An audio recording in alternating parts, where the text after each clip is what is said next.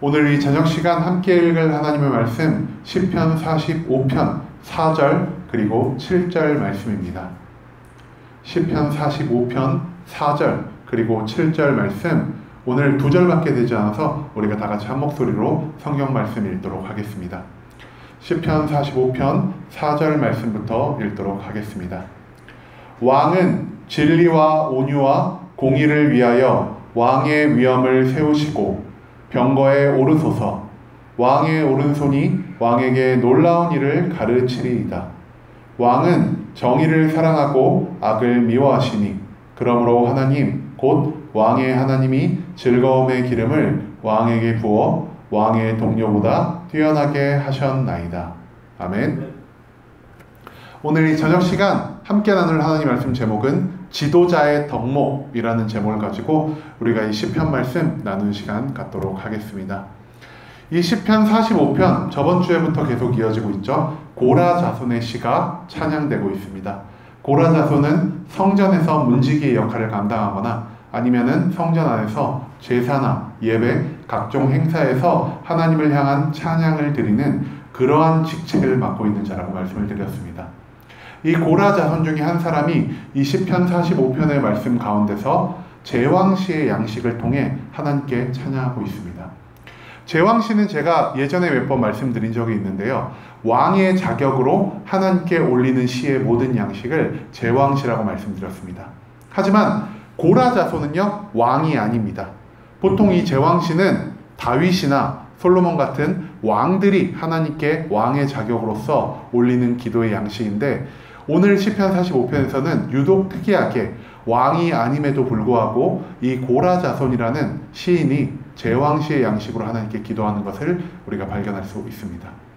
특별히 이 시편 45편은요, 시편에 나온 모든 양식 중에 유일하게 왕과 왕비의 결혼식을 축하하는 그런 축제의 장소에서 울려 퍼지는 찬양의 양식을 가지고 왔습니다.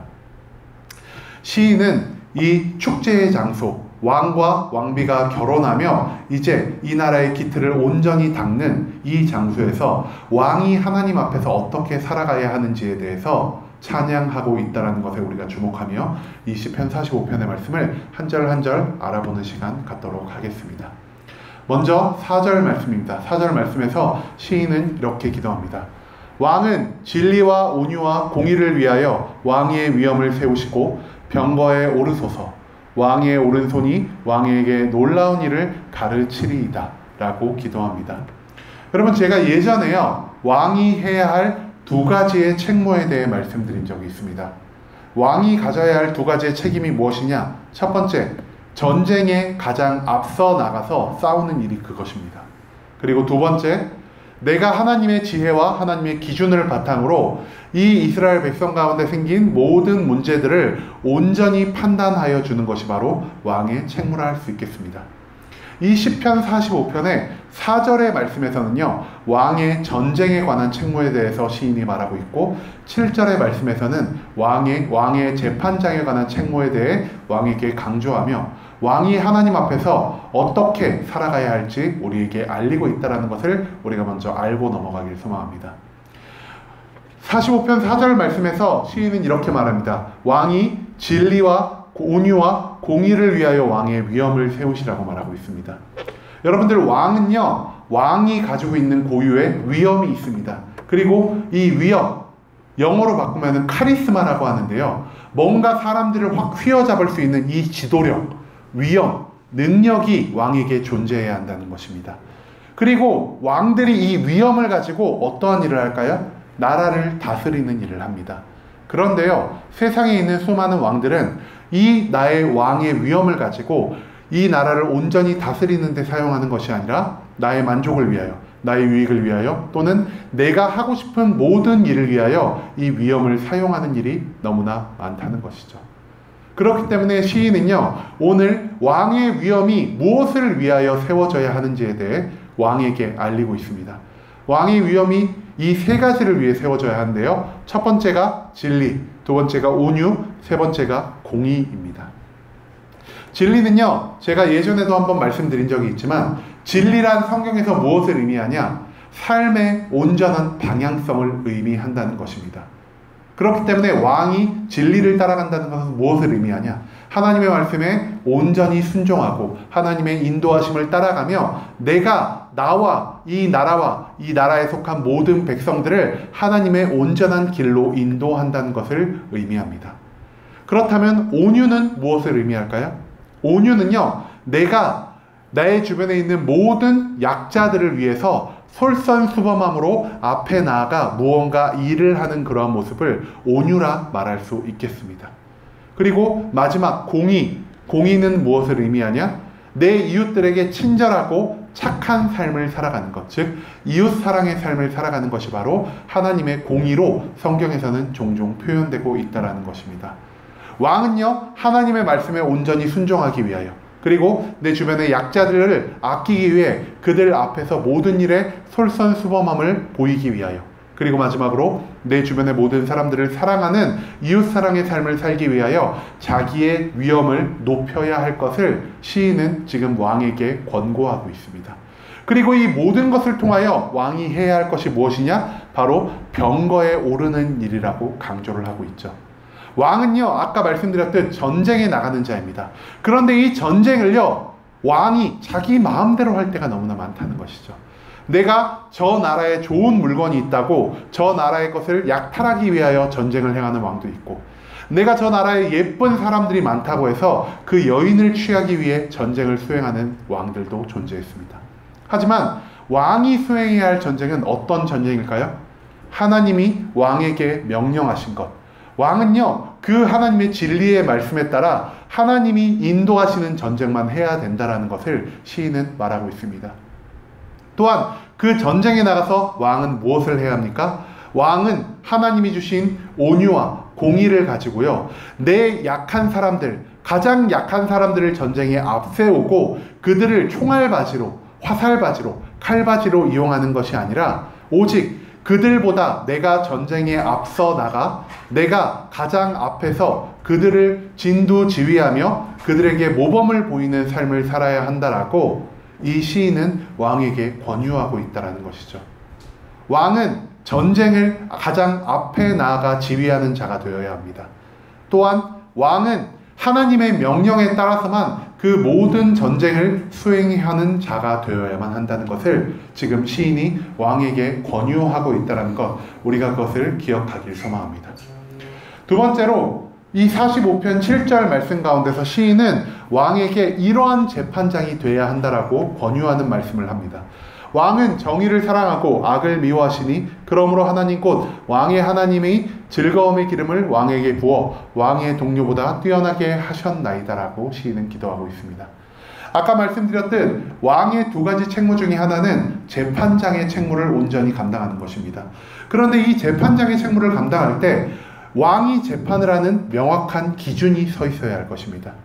그런데 보통 이 기준이요, 사람의 지식이 될 때가 너무나 많고, 그리고 사람의 만족과 유익을 구하기 위하여 재판을 내가 유리한 대로, 내 친한 사람들에게는 후한 판단을 해주고 내가 미워하는 사람들에게는 악한 판단을 해주는 일이 세상에는 너무나 비일비재하다는 것을 시인은 알고 있었습니다. 그렇기 때문에 시인은 왕에게 이렇게 말합니다. 왕이여, 왕이 재판할 때 하나님의 정의를 따라 재판하는 자가 되기를 소망합니다 라는 말이죠. 우리가 저번 주에 하나님의 이 정의에 대해 너무나 많은 말씀을 나눴습니다. 하나님의 정의가 무엇입니까? 악한 자에게는 심판을, 의로운 자에게는 축복을 내려주는 것이 바로 하나님의 정의란 것입니다.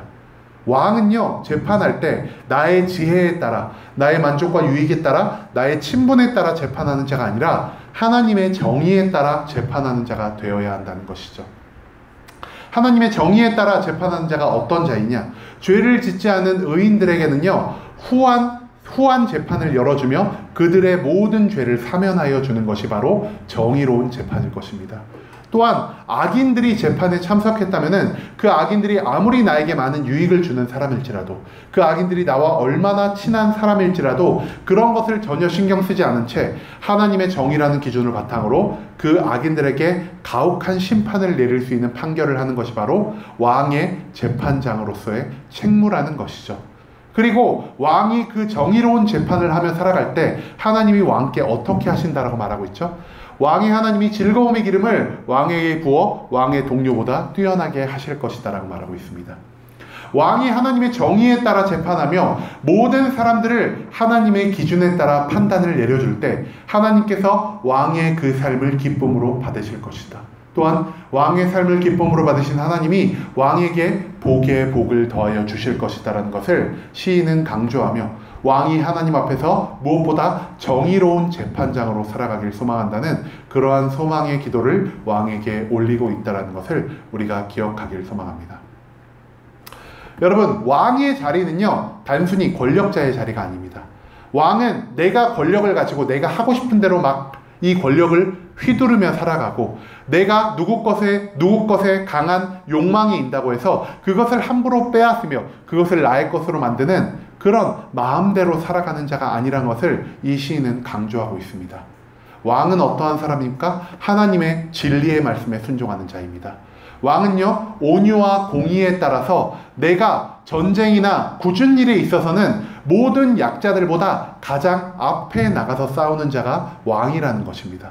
또한 왕은 하나님의 정의에 따라 악한 자에게는 심판을, 의로운 자에게는 축복과 용서를 내릴 수 있는 자가 되어야 한다는 것이 이 시인이 생각하는 진정한 왕의 자세, 하나님 안에서 하나님의 뜻을 따라가는 진정한 왕의 자세란 것을 강조하고 있다는 것이죠.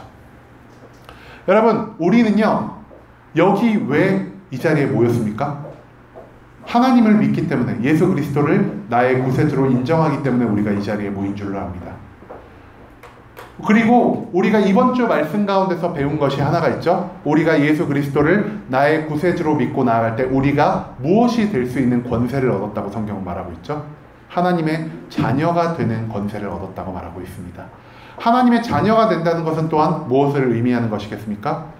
신약 성경에서 말하는 것처럼 이제는 내가 죄인이 된 사람, 버려진 사람, 나그네로서 사는 사람, 종으로서 사는 사람이 아니고요, 하나님 앞에 왕같은 제사장이 되는 삶이 되었다는 것을 의미합니다.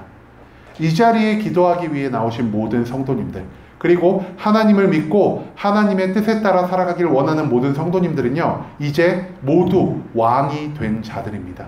하나님의 아들이자 하나님의 아들로서 우리 또한 나의 마음대로 나의 유익과 만족만을 구하며 살아가는 것이 아니라 이제는 왕이 된 자로서 하나님의 뜻대로 살아가야 할 자가 되었다는 사실을 우리가 기억하길 소망합니다.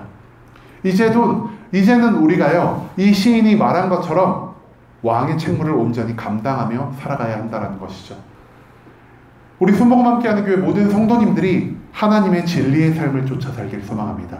하나님의 말씀을 듣기를 기뻐하고 하나님의 말씀에 따라 내가 그 말씀에 온전히 순종하며 하나님이 인도하시는 가장 올바른 길로 나아가는 그런 왕의 책무를 수행하길 소망합니다. 또한 우리 교회 모든 성도님들이 온유함과 공의를 가지고 살아가길 소망합니다. 남들이 하기 싫어하는 일 내가 앞서 나가 내가 모범을 보이며 하길 소망하고요. 또한 내가 내 주변에 있는 가장 약한 사람들을 도우며 그들을 위하여 나의 것을 희생하며 내가 그들을 사랑하며 하나님의 온유와 공의를 가장 앞서서 나타낼 수 있는 그런 왕의 삶을 살기를 소망합니다. 또한 우리 성도님들이 마지막으로 정의로운 삶을 살기를 원합니다. 정의의 삶 무엇이겠습니까? 죄에서는 멀어지고 하나님께 더욱더 매일매일 가까이 나아가는 삶, 그것이 바로 하나님이 보시기에 진정 정의로운 삶이 아니겠습니까? 하나님 안에서 왕으로 산다는 것은요, 굳이 내가 전쟁을 하지 않아도, 굳이 내가 재판장으로서 재판을 하지 않아도요, 진리, 온유, 공의, 정의, 이 네 가지를 모두 지키며 살아가는 것이 바로 내가 왕같은 제사장으로서 온전한 책임을 지며 살아가는 자의 삶이라는 것을 우리가 기억하길 소망합니다. 단순히 내가 입으로만 나는 이제 왕같은 제사장이 되었다라고 외치며 사는 것이 아니라 내가 왕이 되었으니, 내가 제사장이 되었으니 하나님께 더 받을 것이 많다라고 생각하며 내가 왕같은 제사장으로서 나의 만족과 유익만을 구하며 살아가는 것이 아니라 이제는 내가 하나님의 아들로서, 하나님의 왕으로서, 하나님의 대리인으로서 내가 하나님의 길을 온전히 따라가는 삶을 살기를 소망합니다. 진리가 내 안에 있기를 소망하고요, 온유와 공의와 정의가 언제나 나와 함께 살아가기를 소망합니다. 우리가 이 모든 것들을 지키며 살아가며 우리가 이제는 하나님 안에서 버려진 자, 죄인이 되어 살아가는 것이 아니라 이제는 하나님의 왕 같은 제사장으로서 온전히 바로 설 수 있는 순복음 함께하는 교회 모든 성도님들 되시길 간절한 마음으로 소망하겠습니다.